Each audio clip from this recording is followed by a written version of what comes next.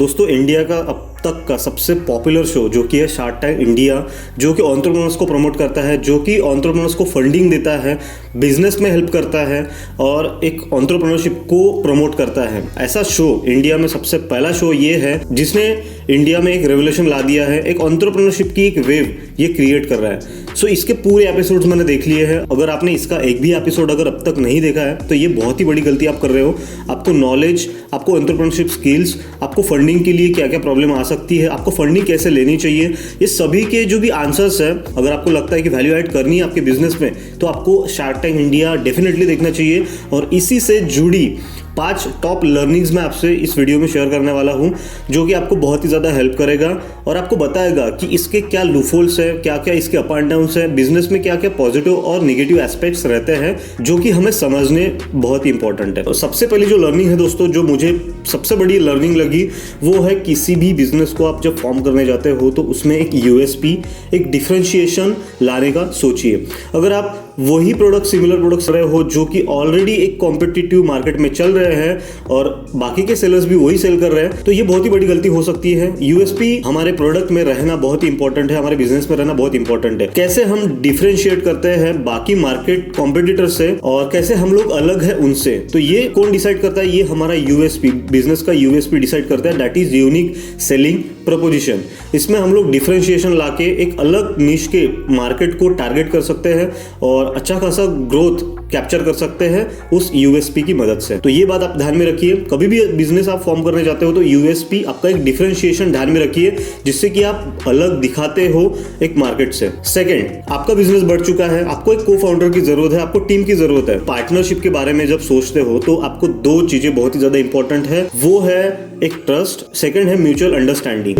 ये दोनों aspects define करते हैं कि हमारी जो पार्टनरशिप है वो कितने लॉन्ग टर्म तक के लिए चलेगी, कितना ट्रस्ट और कितनी म्यूचुअल अंडरस्टैंडिंग आपके और आपके पार्टनर या फिर आपके को फाउंडर के बीच में है, ये डिफाइन करता है। बहुत सारे बिजनेस में देखने को मिला है कि को फाउंडर आ जाते हैं, पार्टनर्स आ जाते हैं, बोर्ड ऑफ डायरेक्टर्स आ जाते हैं और प्रमोटर्स आ जाते हैं। तो ये सब कुछ आने के बाद में कहीं ना कहीं पे किसी को फाइनेंस से रिलेटेड, किसी को टर्नओवर से रिलेटेड दिमाग में ख्याल आने लगते हैं और खुद का जो भी स्वार्थ है वो देखने लगते हैं। इसलिए ये सब एस्पेक्ट्स, ये दोनों एस्पेक्ट्स आपको बहुत इंपॉर्टेंट है, आपके बिजनेस में बहुत इंपॉर्टेंट है। ट्रस्ट एंड म्यूचुअल अंडरस्टैंडिंग होना बहुत इंपॉर्टेंट है। आपका बिजनेस बढ़ चुका है, आप एक बूटस्ट्रैप कंपनी है, आप एक बूटस्ट्रैप स्टार्टअप है, आपको लगता है कि आपको फंडिंग की जरूरत है। आप जब भी फंडिंग रेज करने जाते हो किसी भी इन्वेस्टर के पास में, तो आपको इसका ध्यान रखना है, आपको जो आपकी इक्विटी है बिजनेस की वो इतने इजीली देनी नहीं है। जस्ट एग्जांपल, 10% इक्विटी के लिए आप 1 लाख रुपए रेज करना चाहते हो या फिर 10 लाख रुपए रेज करना चाहते हो तो इक्विटी क्या होता है? अगर आपकी कंपनी की वैल्यूएशन 1 करोड़ है और आप अगर 10% इक्विटी दोगे तो 10 लाख रुपए आप रेज करोगे उस इन्वेस्टर से। तो इसका कैलकुलेशन होता है इक्विटी से। 10 लाख रुपए की फंडिंग रेज करना चाहते हो तो 10% आप शेयर्स दोगे उन इन्वेस्टर्स को जो भी आपके बिजनेस में इक्विटी लेना चाहते हैं, आपके बिजनेस में पार्टनर बनना चाहते हैं। तो आपको निगोशिएट करना है, आपको इतने इजीली इक्विटी नहीं देनी है, बिकॉज इक्विटी एक इंटीग्रल पार्ट है बिजनेस का। अगर आप अभी से इक्विटी देना स्टार्ट कर दोगे, आगे जाके वही इक्विटी आपको बहुत ही कड़े दाम में वापस लेनी पड़ सकती है।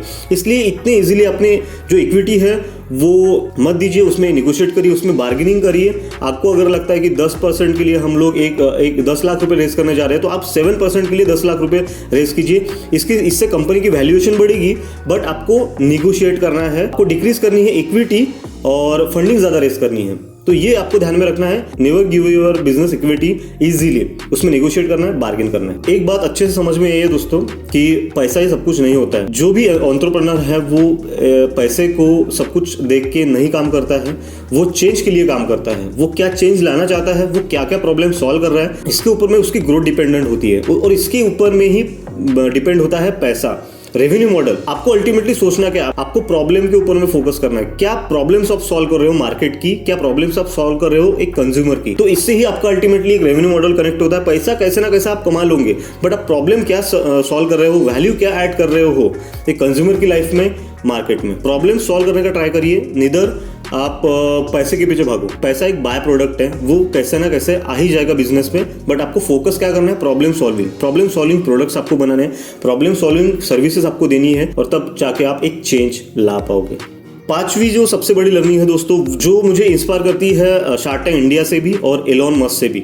एलोन मस्क का जो प्रिंसिपल है वो है फर्स्ट प्रिंसिपल। वो क्या करते हैं, किसी भी बिजनेस में या फिर कोई भी बिजनेस में उनको अगर जाना है तो वो उसके डीप तक जाते हैं। वो डीप से ट्राई करते हैं कि इसमें हम लोग क्या चेंजेस ला सकते हैं, यूनिकनेस ला सकते हैं, जिससे कि हम लोग अपना एक अलग प्रोपोजिशन खड़ा कर सके, हम लोग अलग दिखा सके मार्केट से। सो ये आपको फाइंड आउट करना है, परसिवरेंस रखना है आपको और कंसिस्टेंट रहना है अपने बिजनेस में। एक ही दिन में सफलता नहीं मिलती, हजारों दिन चले जाते हैं लोगों के बिजनेस में सक्सेसफुल होने के लिए। इसलिए आपको ये सभी बातों का ध्यान रखना है। जितनी भी 5 मैंने आज आपको टॉप लर्निंग्स बताई है, वो पूरे एपिसोड्स देखने के बाद मैंने आज बताई है। सो ये सभी आपको ध्यान में रखनी है और इसी को ध्यान में रख के आपको काम करना है। सो दोस्तों, आशा करता हूँ ये आपको जितने भी मैंने लर्निंग्स बताई है वो आपको प्रॉपर्ली समझ में आई होंगी। अगर समझ में आई होंगी और अच्छी लगी होंगी तो इस वीडियो को लाइक करना मत भूलिएगा। अगर आप चैनल पर नए हो तो सब्सक्राइब कर देना। आपको ऐसे ही वैल्यूएबल इंफॉर्मेशन और मिलती रहेंगी। धन्यवाद।